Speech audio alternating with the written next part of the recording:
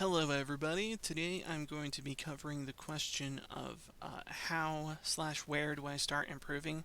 I see this question a lot in art school um, and art related discords. Um, I think what happens is that a lot of people definitely know that there's a place that they can go to as far as improving their artwork is. Um, and they might not necessarily know exactly how complicated a question this can be, though, because it contains a lot of different ideas. And so I wanted to kind of break those down into a couple of different questions, uh, and and help us kind of walk through every single one of them, and hopefully give you a few strategies as to answering this question for yourself. Because I think ultimately we all have to answer this question for ourselves. For example, if you imagine trying to ask a geologist how to find the best rock, uh, they'll they'll immediately kind of go. They might kind of like raise their eyebrow and go like, okay, well, what's the best rock, you know? Because if you go to them asking for like, oh, hey, how do I find diamonds, they can tell you diamonds, but if you ask them just for the best rock, they might think the best rock is like lapis lazuli, and you'll find them in completely different areas of the world or something like that, potentially, you know. So, or the geologist might ask, might be like, oh, all the best rocks are in my backyard, so you have to come to my backyard specifically, and that might not be a great idea, honestly, because you might be limited by those choices. There's also a matter of taste in that. Like if someone presents me with like a furry bust Sona and says like, how do I start improving this? And I say, you know what? It's a nice looking fox, but I prefer dragons, so make it a dragon. And like that wouldn't that would be kind of asshole-ish and wouldn't necessarily be good unless they felt that they needed to practice dragons, which in which case it might actually be helpful. But if you're making a piece of art and asking how do I improve it, you're not usually asking for people to come in and change up the species and all that. So but yeah, so anyway, I'm going to try and break down this question into a number of kind of smaller and more specific questions, and we'll just kind of go from there. All right. So, and if anyone else has any like insights or questions, feel free to type them up in the Discord chat and ask away at any time. I try and check that periodically. But anyway, all right. Let me make that go away now. All right, this is gonna be our first question to really answer. What is out there to be mastered? Because that's one component of asking like where do I start improving is that like I'm confused as to what is out there to begin with. Where do I go? What exactly what primary directions are there, or what worlds are out there to explore, so to speak? And this is by no means comprehensive, but if you uh, if you want some basic ideas, here I have some basic ideas. So I've broken it down into four uh, fundamental worlds.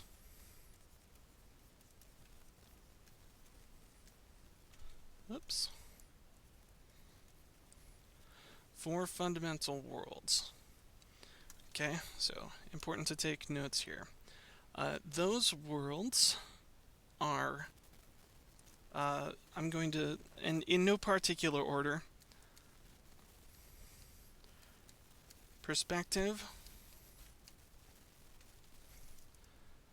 uh, color and shadow, and anatomy,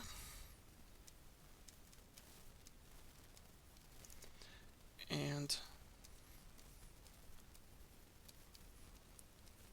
composition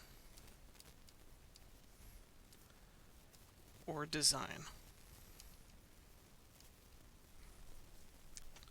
So I think that any image out there, especially if you're trying to be like a visual artist of any type, whether it be like you're just drawing or whether you're becoming a 3D artist, all of these things are important to understand. And on each one of these topics, you could fill a bookshelf, because there are tons of books out there that focus like only on perspective, or only on color, light and shadow, or only on anatomy, or only on composition and design.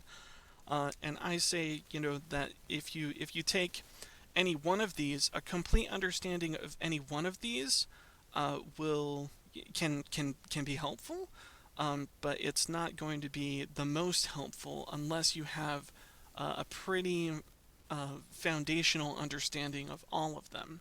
And so these are my four fundamental worlds, and I think that any topic you can put out there can be covered in one or more of them. But yeah, so or be spread across a number of them too, because for example, excuse me, earlier I was asked about where clothing folds might fit in. And I think that's going to be primarily anatomy, but it's also going to come, it's also going to be covered in like color and shadow, because uh, clothing folds and wrinkles are going to be clothing literally playing with the light, and potentially overlapping itself, so that could be a perspective thing. Anyways, you can kind of spread those out between each other, and I'm not saying this is all that's out there, but this covers a lot of ground as far as like what is out there to be mastered. And so I don't want to leave you hanging, on like, oh, okay, I've got some extra words here. I wanted to help break these down a little bit more. So when it comes to perspective specifically, so let me ask. Let me go. Let me pull up a new screen here.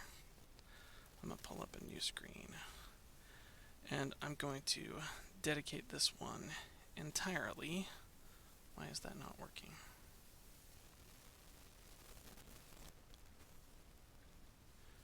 Because it has chosen.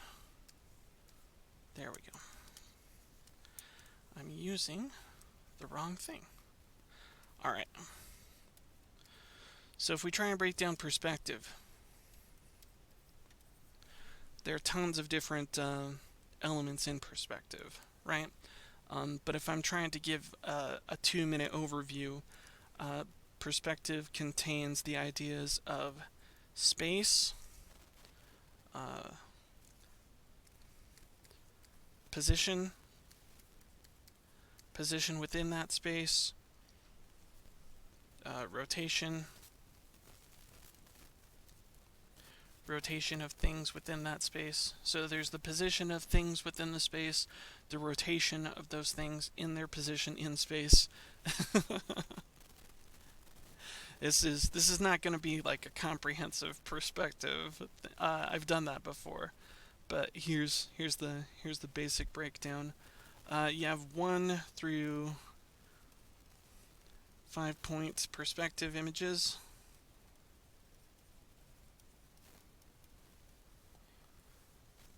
One through 5 point perspective images. Yeah, and that's kind of a very rough breakdown of this entire field of perspective. It's about how to realistically portray things in space, what their position is, what their rotation is, and what view you're taking, so to speak. One through 5 point perspective. Most people use 2 Sometimes 3-point perspective. 3-point perspective can be a little dramatic, so a lot of people use 2, and sometimes 1 point can be dramatic as well. But yeah, so that's a basic breakdown of the first world perspective. The second one, it's color and shadow. And lots of people say like light and shadow, but all lights have like certain tints or hues to them. You know, it's pretty rare where you come across something that is just a pure white light. And even so, if you're looking just at a pure white light, that's replicated by a blank canvas. So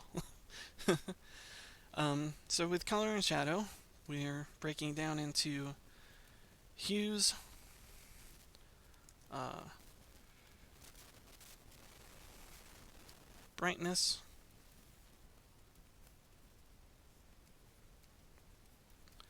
saturation, and then we can think of colors as indicators.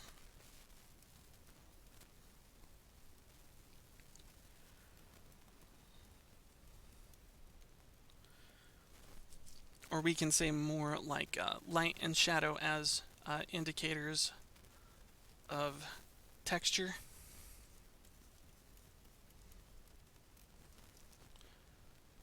Uh,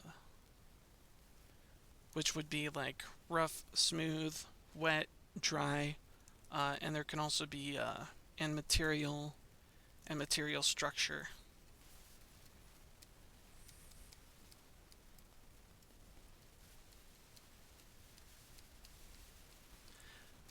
And those two are pretty related because material structure can be like it's made of wood, and the texture can be whether that is sanded wood or tree bark, very very rough, jagged type of wood. Um, but yeah, a material structure, whether things are soft or hard or sharp or rounded, uh, and opacity, transparentness, so to speak. How transparent is the thing? What other aspects of it do these have? So yeah, color and shadow can be indicators of a whole bunch of things, and it's unique from perspective, right? Because you can have an understanding of perspective, but not necessarily of color and shadow. You can have a black and white image that's really good in perspective, um, that doesn't have a whole lot of texture, or you can have something very colorful and very textured that is also in perspective. So that brings us to our next world, anatomy.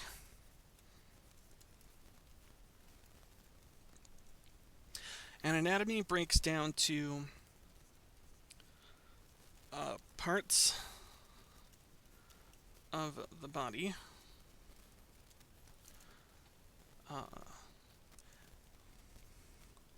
body proportions,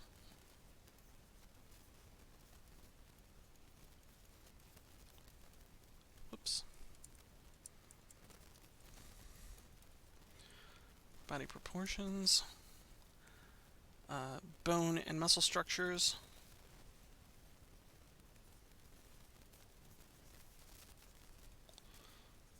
muscle structures,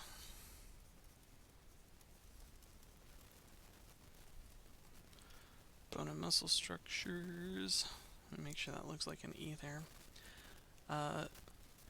And this is where we get more specifically furry, like skin and scale wrinkles.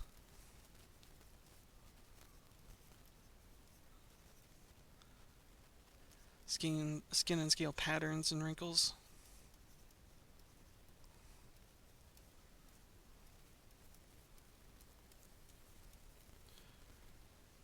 Wrinkles. And then, of course, fur and feather patterns.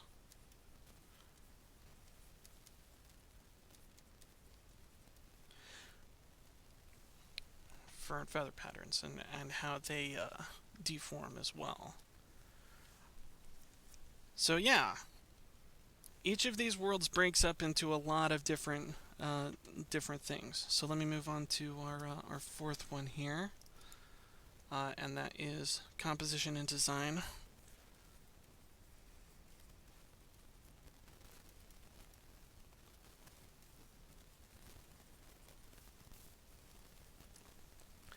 And composition and design breaks down into the elements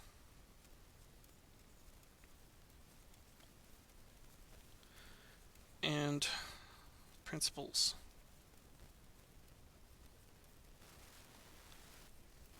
of design. And there are tons of these. So as far as for elements, and these are just going to be examples. So for elements, we've mentioned a few of these already. So there's going to be color elements, shape elements, size elements, line elements, and then the principles are going to be how all of these elements fit together. So we've got the elements like the elements of the periodic table. The principles are more like the molecular structures that these can come into. And so principles of design can include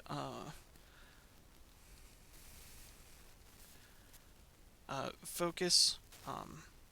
They can include, or rather than focus, let's put emphasis. You can create emphasis by making differences in every single one of these elements, right? So you can create an emphasis via color. You can create an emphasis via shape. If we've got, you know, 3 red squares and a blue circle. Whoops. If we've got 3 red squares and a blue circle, we've created an emphasis on this particular one by using the elements of color and shape. So there's emphasis, and there are a ton of principles of design out there. One of my favorite books on the subject that I bought a couple months back was called Universal Principles of Design, and it covers a bunch of these different principles of design. Emphasis, how to lead people, how to solve a number of design problems. But yeah, so like when it comes to like furries in particular, you're going to have the principles of design, like the colors and shape of their fur pattern, the size of the character, the proportions of the character. If you're going to be using lines, more of a line, you gotta think of lines in term of in kind of the terms of the other elements. What color of the line? What shape is the line? Is there a smooth line or a jagged line? Is it going to be a line that changes its thickness as you go along? So like at some parts it's thick, but it thins out perhaps. And then maybe it gets thick again at another end, you know, some variation in the lines themselves. And you can also think of different things as far as like, you know, species, like when we're thinking about like furry stuff. But yeah, so that's kind of a breakdown of like the 4 worlds. So as a reminder as to what those are, it's perspective, color and shadow, anatomy, and composition of and design. So those are my kind of 4 fundamental worlds. If you get practice in every single one of these, you can grow your competence very, very quickly. As far as, and that answers the question specifically, what is out there to be mastered? All right, moving on to the next question. Uh-oh. Crud. Why does it do this? Go away, please. Okay. Alright, that's what is out there to be mastered. I just gotta make things... Whoa! Why did you do that? Alright. So there's kind of what's out there uh, is helpful knowledge, but it's still incomplete. You know, how do I improve includes the question, how do I master the things that are out there? And there are a number of ways to do this. But I'm going to say I'm going to put forth a few suggestions of my own. Um, First, kind of get to know your starting point, or I should say, observe where you are. Observe where you are. And there are a couple different ways. There are quite a number of things that you can observe. Going back to like what exactly is out there, you can ask yourself questions related to the fundamental worlds that are out there. Where are you at in terms of perspective? Where are you at in terms of understanding of color and shadow and anatomy? Um, and if you can say like, oh well, you know, I definitely don't know as much as other artists. You know, you can say like, well, I want to know as much as them. So you observe where you are first, and then you make a goal.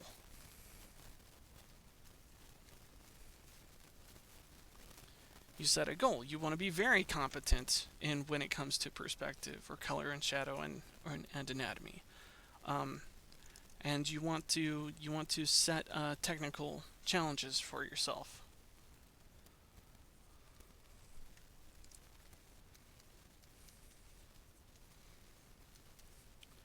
Set technical challenges. But yeah, so know your starting point, have a goal to work towards, find something that you can focus on. One of the so if you're still confused about like how exactly to set goals or technical challenges, uh, my suggestion is to go from the smallest useful level of detail to the biggest useful level of detail, and then cycle through those and occasionally reevaluate. And I can draw a map to help out with there to help out there. But you need to find something to focus on. You need to focus on the most useful levels of detail to you, and then progress and push your boundaries, so to speak, and always be trying new things. So if you're not trying new things, you are kind of by definition stagnating as an artist. So let's see here. So you can think about it in levels of detail, small to large. Or you can think about it in level of challenge.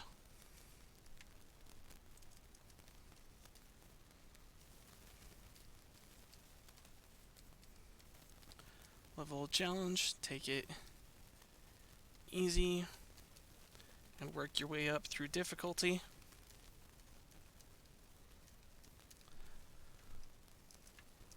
Whoops, I haven't finished that word challenge. Or you can think about it, let's see here, as like what's most interesting to you. So, level of interest, and you can go most interesting,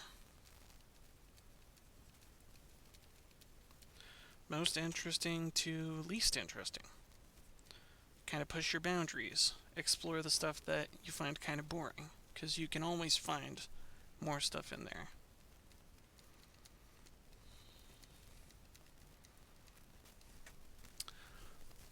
Okay. So yeah, so that can be those are some ways to approach the problem of how do you master the things that are out there. So you understand, what is out there as far as like perspective, anatomy, color, composition, um, and each of these have multiple aspects to them. They have levels of detail, levels of challenge, levels of interest. You know, find and it might be helpful to like start out here. What do you find most interesting? What do you find most easy? And then just kind of push outwards from there. Start with what's familiar, or be adventurous. Starts out with what's challenging or difficult. I'm not your mom. Do what you want. Let's see here. But to further help you out here, I'm going to draw one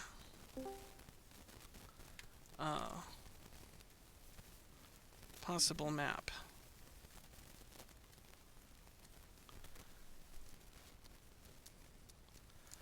One possible map for all 4 worlds, and from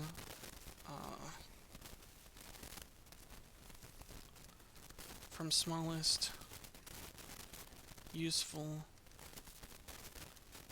levels of detail. And you might be asking yourself, what does this mean, the smallest useful levels of detail? It means, so like when you're focused in on something, there's only so close that you can get, right? So from day to day, like you might think that the smallest useful level of detail to you would be like a portrait drawing, and that's fine.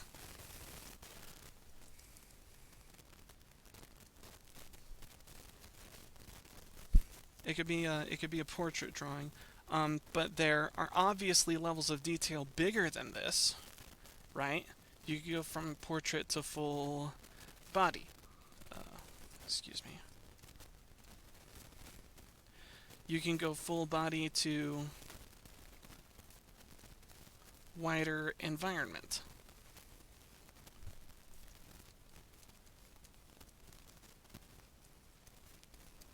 Or you can go smaller than the portrait. You can focus on individual aspects. You can focus on the head shape, or specifically the ears, or specifically the nose, or specifically the mouth, or specifically whiskers, or specifically like a single a single strand of hair or fur. Like you can get down to absurdly small levels of detail. Find what is useful and interesting to you.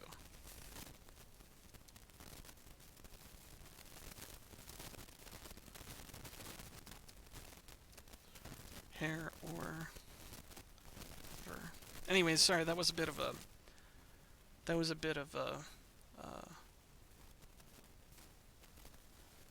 tangent. So let me go back here. Whoops. All right. Let me see here. Let me cut this away because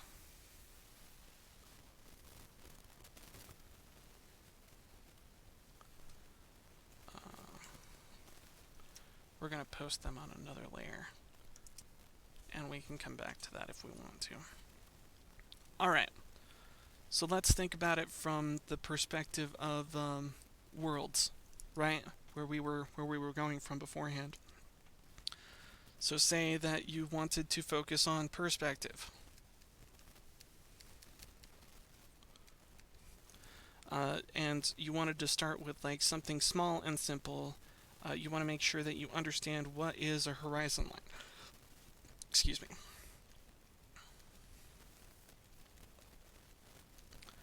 Horizon lines, vanishing points.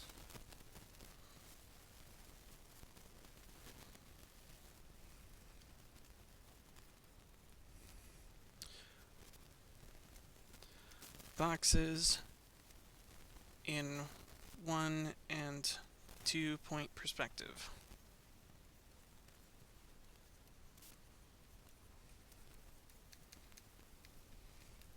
And that could be simple. Here's a map, like, okay, here's what I want to understand as far as perspective. I need to understand these basic things. And then once I know those, I can kind of check them out. Excuse me, I can kind of check them off my list of perspective. So if we're talking color and shadow, we understand, we want to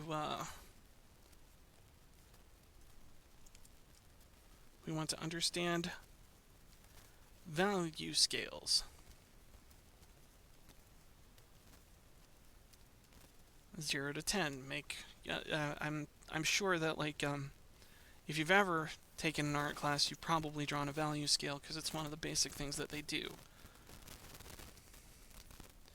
You know, where each one of these boxes will get progressively darker as you reach one side, and then progressively lighter as they reach another.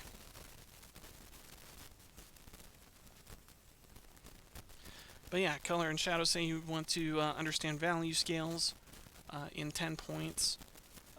Say you want to, okay, I want to have a basic understanding of what these terms are. Hue, saturation,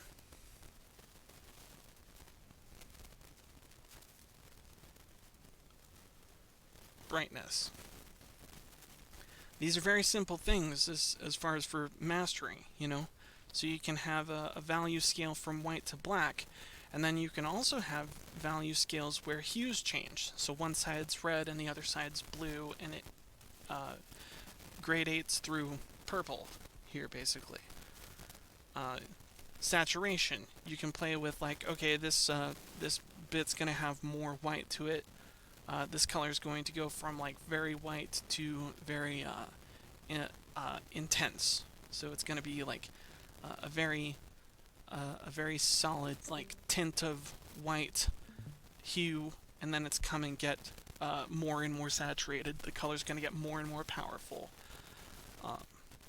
You know, and the brightness is going to be similar. How much light is extruding from this? Like, so I'm going to make sure that I start with a very dull color, and then move to a brighter color, a more white color. So to understand these basic things, you know, like that would be a very nice basis for understanding of color and shadow. So if I went to anatomy, for instance, let me get rid of this one.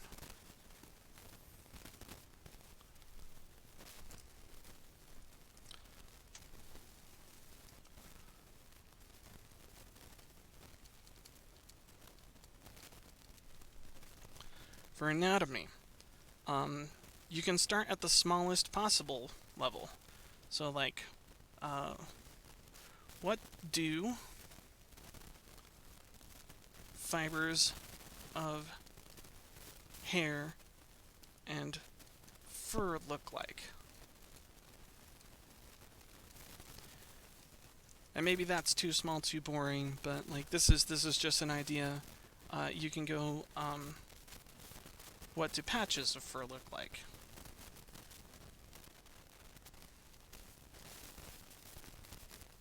Oops.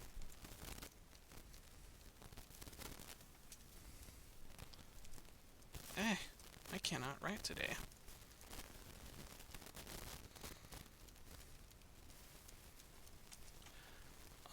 Let's see here. What are different sections of bones and muscle look like?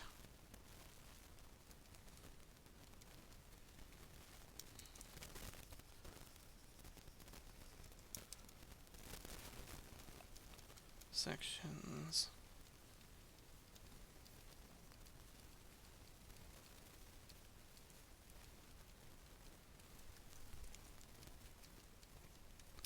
And then you can build on your understanding, on your anatomical understanding from there. Yeah, and then as far as composition and design,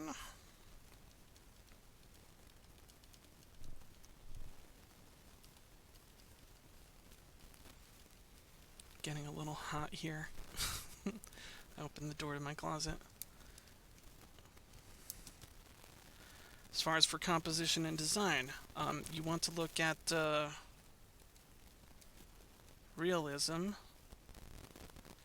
versus abstractions. A lot of furry art definitely leans towards abstractions, cartoons. They're not totally real, but they kind of pay homage to realism because they've got faces and they've got body parts, and so forth. And so they're not completely real, but they're not completely abstract either. Say another composition and design element you want to visit are silhouettes.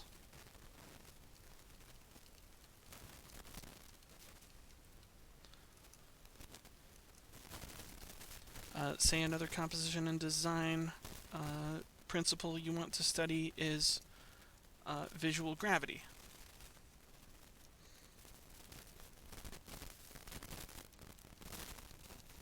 Or more simply, emphasis. You might want to review what's called the Gutenberg principle.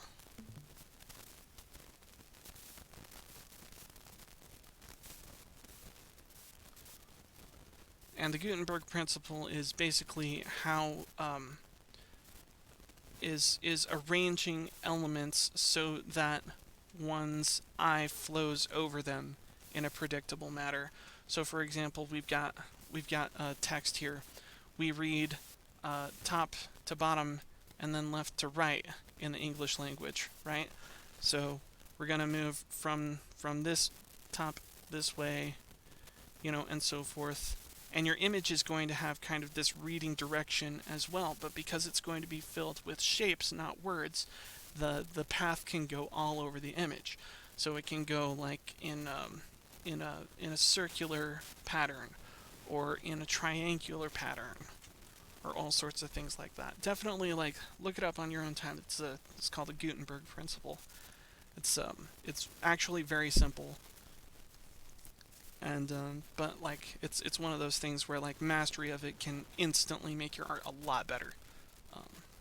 But yeah. Okay, cool. Hopefully that's a good possible map, for all four worlds. Like, this is just an example of what you can do, right? Like, this isn't comprehensive, but it's all very small and like easily digestible, parts of things that are out there.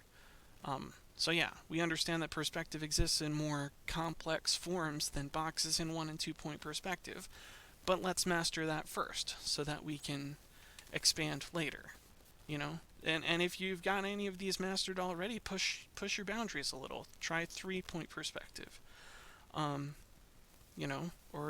try rotating something in 1 and 2 point perspective, because that can be an adventure all its own. All right.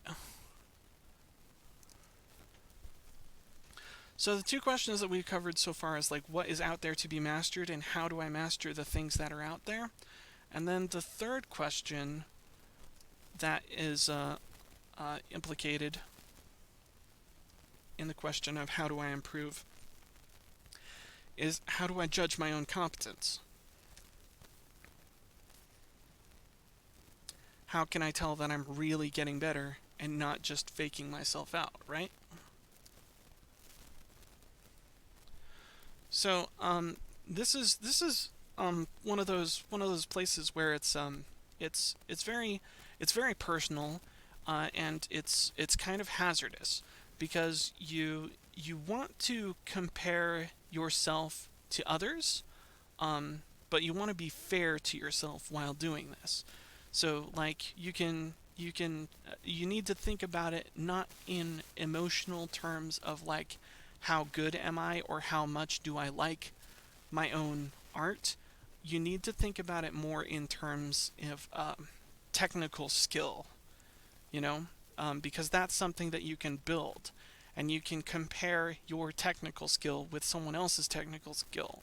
And, it doesn't mean that they're better as an artist or as a person or whatever. It just means that they have a more solid understanding of the principles and fundamentals than you do, perhaps, and that's fine, and that's something that you can work on.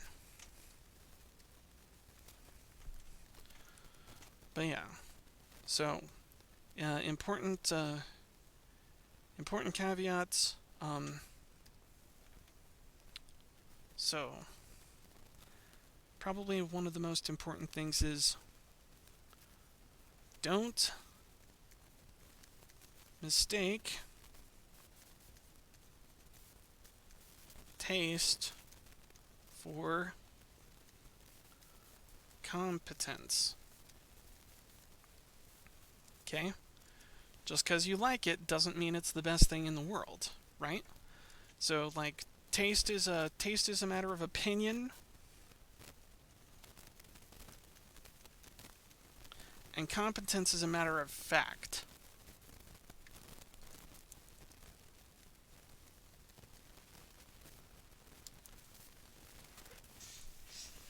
It's whether you can do it or not. Taste is whether you like it or not. Competence is whether you can do it or not. You know, and it's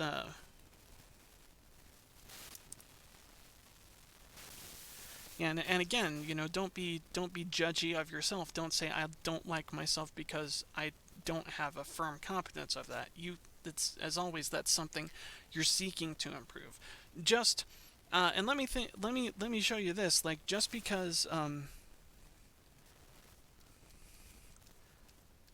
asking the question to begin with, asking the question,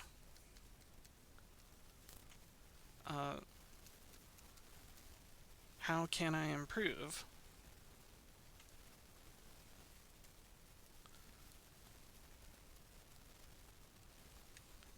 How can I improve itself? Asking the question itself shows that you recognize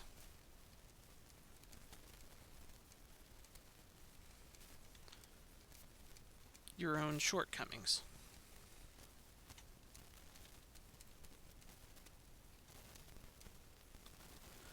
So there are people out there who don't ask themselves how they can improve. And maybe they're at a point in their art where they're happy and successful, and they're never gonna improve again. Fine for some people. If you're putting food on your table with whatever you're making, keep doing that. You know. But for me personally, I want to always be asking myself, how can I improve? And demonstrating the recognition of my own shortcomings and working uh,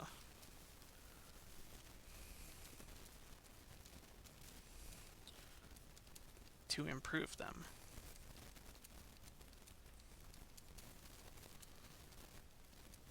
Okay, so that's super important to remember as far as judging your own competence. Yeah, I'm gonna be recording this. Sorry. But yeah, to answer some of the questions, I'm checking back with the chat. How to stay motivated? Whew, that's a that's another topic all its own. I should visit one day. But my basic understanding of like motivation is you need to understand where you are. You need to have a goal, and then to stay motivated, you need to be encountering evidence that you are reaching that goal, so to speak. That's a super basic thing, but I could cover that in much more detail, perhaps in another uh, presentation sometime. That would be that would be cool. So perhaps I'll take that, and perhaps I can answer that question in more depth in the future.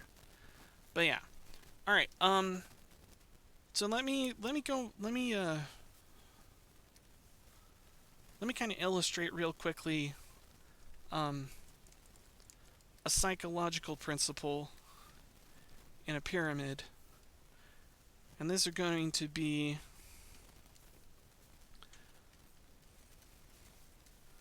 the levels of competence.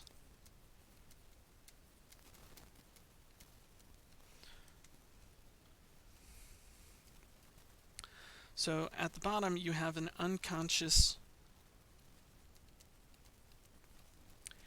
incompetence.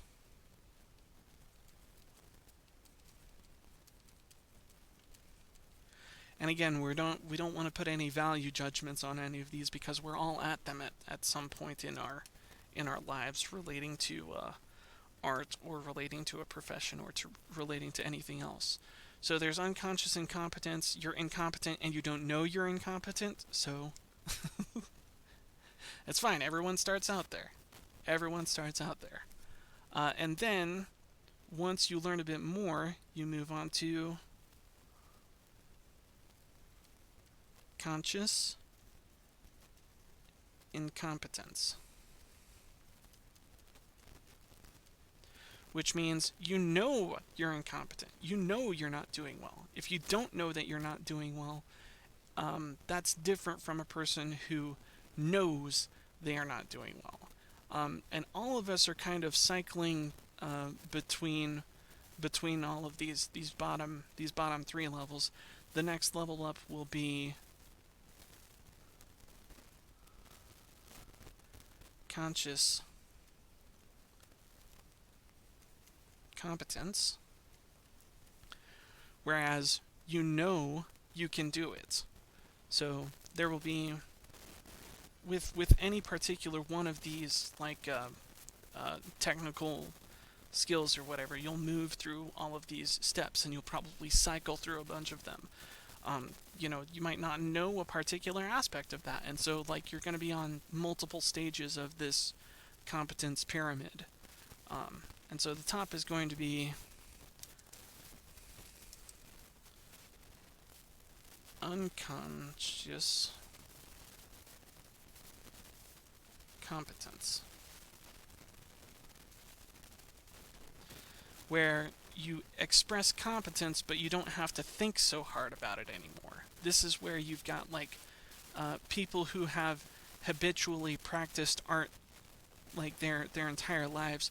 You can start to do things without thinking about how you're doing them, and express competence. So that's kind of like the top tier of competence, where like, oh yeah, I'm so natural about this, I can do it entirely without thinking, and that requires practice, and it requires going through each of these stages, to reach this point. And so ultimately, I don't think that there's like you reach this and you never go back. You reach this at certain points, and then I think from that point you're always cycling from this one to this one. And perhaps sometimes back even all the way down to here, because say that like something new is discovered about it and you didn't know it because no one else knew it. But now that you do, you can move to conscious incompetence and study and then practice to a point where like you're thinking about it and you're doing it well. And then eventually moving forward to this last step, to where you're, so there's a psychological principle. I got a little in depth there. I hope that wasn't too boring, but yeah. So, we're at very least that you're asking the question proves that you're here, that you're past this point. You're no longer at this unconscious incompetence point. You understand how bad you are at doing something, which is progress. So that's worth celebrating.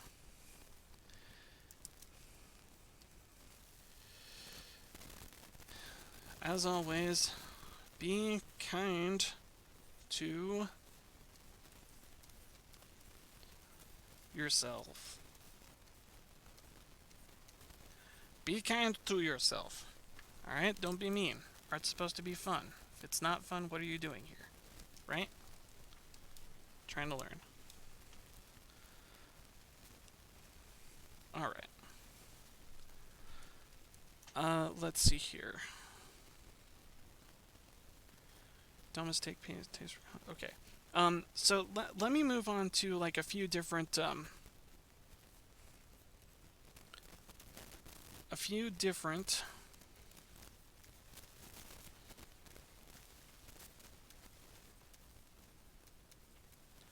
a few different technical challenges or questions.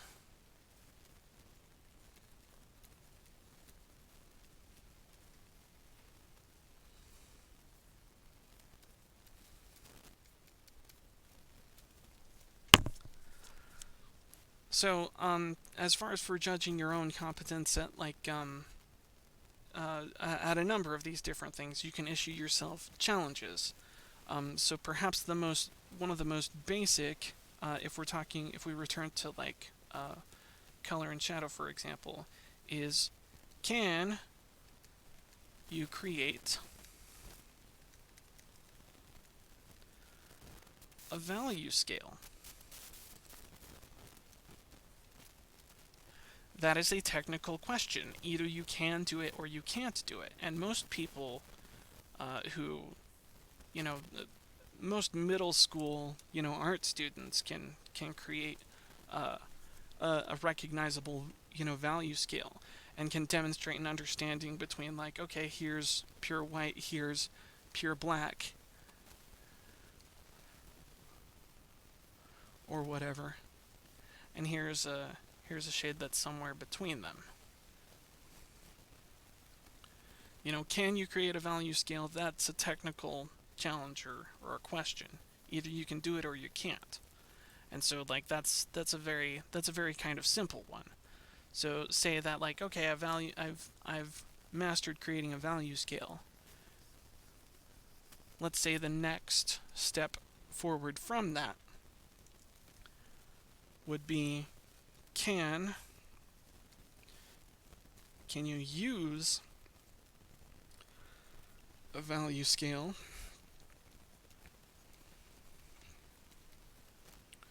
to demonstrate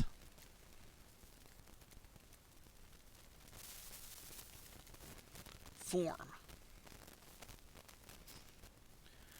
And the challenge could be something like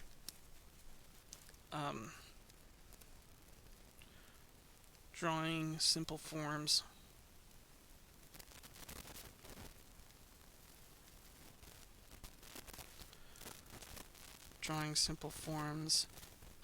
in low levels of detail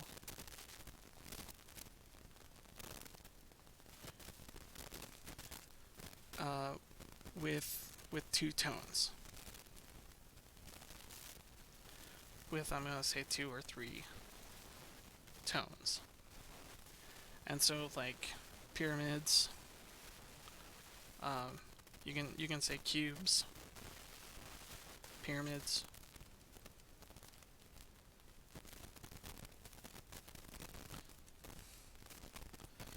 spheres,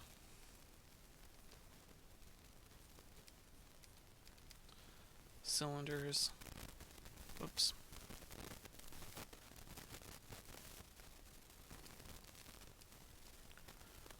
cones, for example. Can you use a value scale to demonstrate form?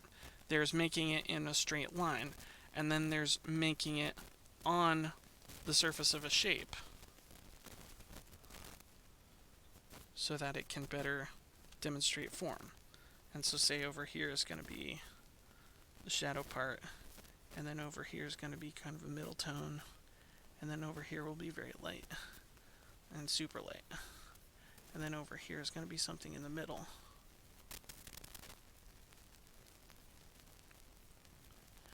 And this is another technical skill. This is another pretty simple level.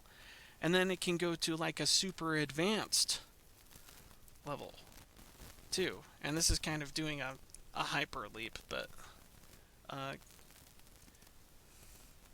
here could be another question. Can you use a value scale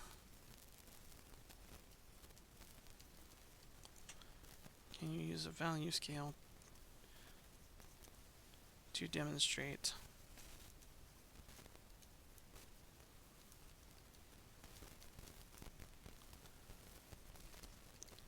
forms in a variety of materials.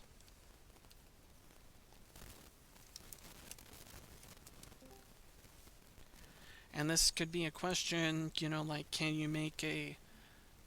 you draw a sphere that looks like it's coated in chrome and 100% reflective? Could you make a pyramid that's covered in fur, or something like that? So you're not only demonstrating the forms, you're demonstrating the textures or materials of those forms.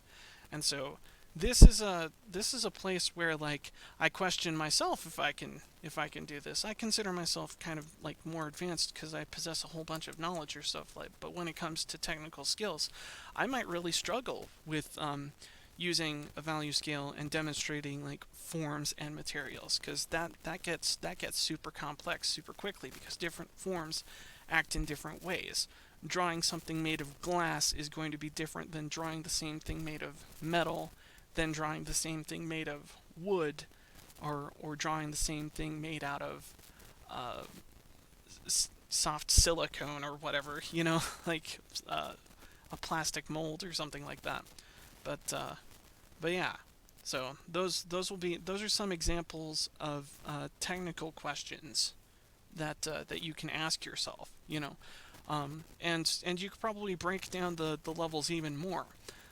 But that is kind of a general roadmap for judging your own competence. Like, you can say like, oh yeah, I can do these things, but I actually struggle with this one. And so how to improve would be like, okay, try and tackle this challenge, or try and make something an interesting. Try and take on a personal project that incorporates this challenge. But yeah. All right. Let's see here. What else? I think that's pretty much it. So let me go back to let me do kind of a general like overview again.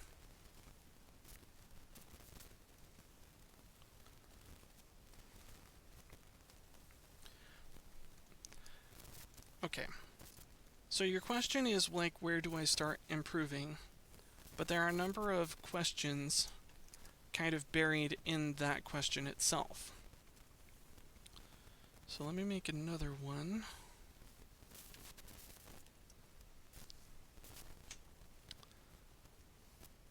So the questions that are at the heart of this particular question can be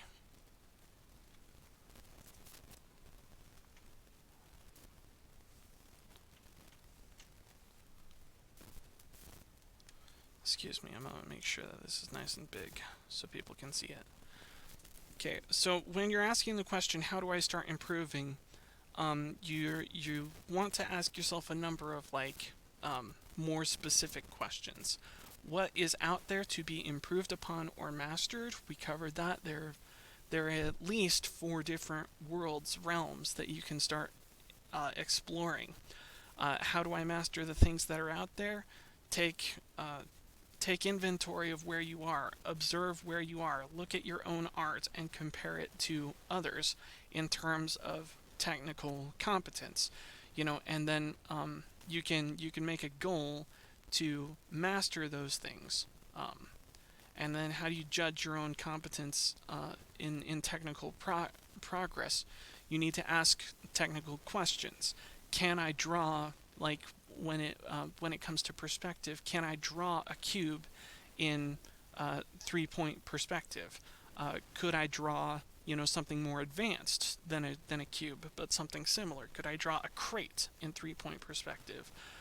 And move on that further. Could I draw furniture or a table? And then move forward outward into like positions of into anatomy as a topic, right?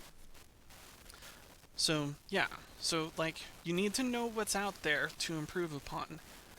You need to have a clear understanding of where where you are and what you want it to be, right? So that's how you start improving. And then you need to be able to reevaluate that every once in a while by judging your own competence and technical progress. So ask yourselves, oh, can I do this? Um, and hopefully that helps you get a more specific idea of where you start improving. Because in the end, it's a lot of personal choice. Where you want to start improving. Not everybody wants to go into like super realism, but some people do. And some people are more like, well, I want to draw something that's simpler and abstract and more like a cartoon or a comic. You want to go in that direction, as opposed to, but it can help to strive towards like achieving these technical progress things, so that you can render stuff like glass and metal and so forth in a comic book or manga style in that abstracted way, um, and then returning to something other things like design decisions. All of these things are things to think about with this rather big question. It's deceptively simple, you know. So yeah, I hope that helps folks have a better idea of how they go forward, and I hope that when I hope that you're asking this question of yourself, and I hope that when you encounter other people who are asking it, that you can kind of point them in a direction and say like, oh hey, that's kind of a really complex question. We need to get more specific in order to answer it in a smart way. But yeah, all right. I'm gonna make that the end of this video, you guys. So I'm gonna wrap it up on YouTube. I'm gonna have this. I'm gonna be open for questions afterwards. I'll probably reread what you guys wrote in the Discord chat. But if you have questions in the Discord chat, definitely write them down. Let me know for my YouTube audience. Bye. I will see you the next time that I upload a video. Ciao, guys.